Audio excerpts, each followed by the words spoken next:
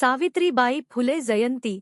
स्त्री शिक्षणाची प्रेरणा जगभर पोहोचली. सावित्रीबाई फुले भारताच्या पहिल्या महिला शिक्षिका आणि सामाजिक क्रांतीच्या अग्रदूत यांची जयंती 3 जानेवारी रोजी जगभर साजरी झाली.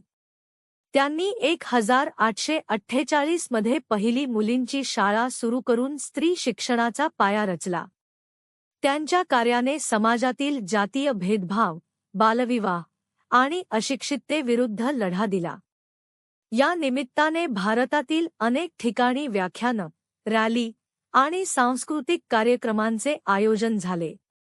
लंडन आणि अमेरिकेसह अनेक देशांतील भारतीय समुदायानेही त्यांच्या स्मरणार्थ विशेष उपक्रम राबवले. महाराष्ट्र सरकारने त्यांच्या मुळगावी स्मारक उभारण्याची घोषणा केली आहे. सावित्रीबाईंच्या विचारांमुळे स्त्री शिक्षणाला नवी दिशा मिळाली. आजही त्यांचा वारसा प्रेरणा देतो, ज्यामुळे महिलांच्या सक्षमीकरणाच्या चळवळी अधिक बळकट होत आहेत.